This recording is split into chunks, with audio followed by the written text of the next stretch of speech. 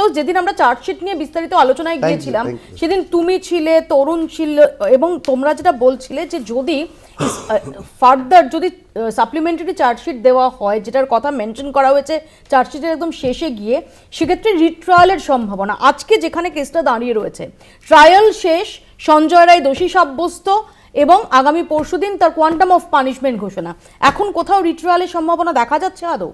একদম। দেখুন, আমি গতকালও বলেছি, আজও বলেছি এবং প্রথম দিন থেকে বলে আসছি।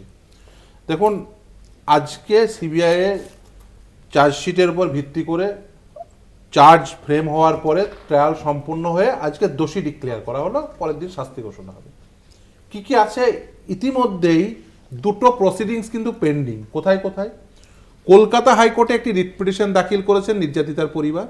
আর দ্বিতীয়, নির্যাতিতার পরিবার যখন বুঝেছেন যে না, আপনাদের মনে থাকবে যেদিন রিট পিটিশন দাখিল করে সেদিন আপনার স্টুডিওতে আমি বলেছিলাম যে কলকাতা হাইকোর্টের ওই সিঙ্গেল বেঞ্চের দ্বারা সম্ভব নয়, যেহেতু মামলাটি সুপ্রিম কোর্টে আছে, তাই ওই মামলাটি নেওয়া, কারণ হাতে জুডিশিয়াল ডেকোরাম বলে তো একটা বস্তু থাকে। ফলে সুপ্রিম কোর্ট যেহেতু এই মামলাটির মনিটর করছে সিবিআই তদন্তের, ফলে কলকাতা হাইকোর্ট খুব ন্যায্যতার সঙ্গে সেটা নিতে পারবেন না, তাই তারা ইন্টারলোকেটরি অ্যাপ্লিকেশন, পরে বুঝেছেন হয়তো ইন্টারলোকেটরি অ্যাপ্লিকেশন তারা করেছেন এবং সেটিও বর্তমানে পেন্ডিং। আমি মনে করি সেই ইন্টারলোকেটরি অ্যাপ্লিকেশনটি ইমিডিয়েট শুনানি করানো উচিত। প্রথম, কেন করানো উচিত?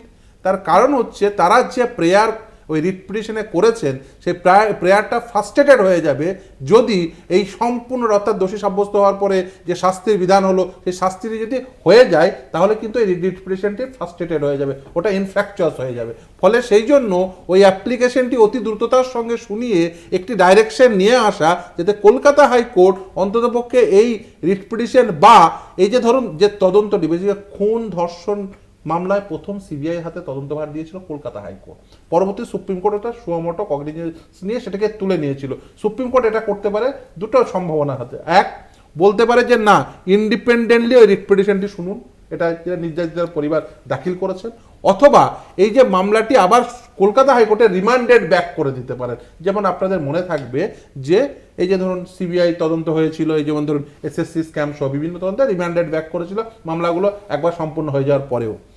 এবার আমি বলছি যে দেখুন, এখানে শুধুমাত্র শেষ নয়, এছাড়া ধরুন আগামী সোমবার ধরুন শাস্তি ঘোষণা হলো, সেই শাস্তি খুব সম্ভবত, যদি আমি খুব ভুল না করি এবং খুব ভুল না বুঝে থাকি, এটা রেয়ারেস্ট অফ দ্য রেয়ার ঘটনা বলেই পরিগণিত হবে এবং সর্বোচ্চ শাস্তি বিধান হওয়াটাই মনে হচ্ছে স্বাভাবিক পরিণতি, মৃত্যুদণ্ড। এবার সেই খুব স্বাভাবিকভাবে মৃত্যুদণ্ড হলে ডেট রেফারেন্স হবে।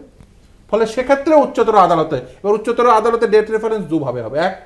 একটা যেমন ধরুন অ্যাডমিনিস্ট্রেটিভ ডেট রেফারেন্স হবে, অপরদিকে এই যে ধরুন যার বিরুদ্ধে এটা হবে সেও নিশ্চিতভাবে ক্রিমিনাল অ্যাপিল খুব স্বাভাবিকভাবে উচ্চতর আদালতে আসবে, সেই প্রসিডিংসটিও কিন্তু সমানভাবে চলতে পারে। ফলে এই মুহূর্তে দাঁড়িয়ে তিনটে প্রসিডিংস আমি মনে করি, একটা হচ্ছে যদি সর্বোচ্চ সাজা হয় এই রেফারেন্স প্লাস রিট পিটিশন যেটা পেন্ডিং এবং সর্বোচ্চ ন্যায়ালয়ে যে ইন্টারলোকেটরি অ্যাপ্লিকেশন, আমি সেই জন্যই বলি, যদিও এটা বলা উচিত নয় তবুও আমি মানে ন্যায়ের স্বার্থেই বলতে বাধ্য হব যে এই মুহূর্তে দাঁড়িয়ে যেহেতু সিবিআই তার প্রথম চার্জশিটে লার্জার কনস্পিরেসির কথা বলেছিল, প্রথম চার্জশিটে এভিডেন্স ট্যাম্পারিংয়ের কথা বলেছিল, তাই নির্যাতিতার পরিবারের উচিত ওই ইন্টারলোকেটরি অ্যাপ্লিকেশনটি সর্বোচ্চ ন্যায়ালয়ে অতি দ্রুততার সঙ্গে শুনানি করে উপযুক্ত নির্দেশনামা নিয়ে আসে।